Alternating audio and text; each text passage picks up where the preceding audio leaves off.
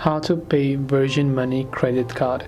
So if you have to pay on the credit card or for the credit card, it is actually quite very simple. First of all, the Virgin Money credit card app is actually the quickest way to manage your account and also pay on the Virgin Money credit card app. So make sure you've downloaded the app and then you open it up, and then you also want to make sure to just go ahead and then log into your account. Once you log into your account, what you have to do is you simply have to go to the pay section. From there, now you have to simply select the type of payment, whether you want a bank payment, faster payment, debit card by phone, or debit card in the app section. It's actually quite very simple to pay them.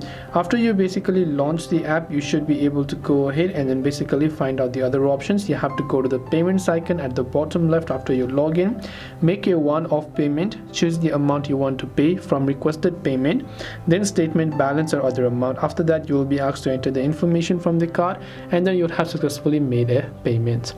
This way you will be able to pay Virgin Money credit card. I hope that this video really helped you out. If you have got any further questions, feel free to also leave them down below. Thanks for watching till the very end of this tutorial, and see you soon in the next video.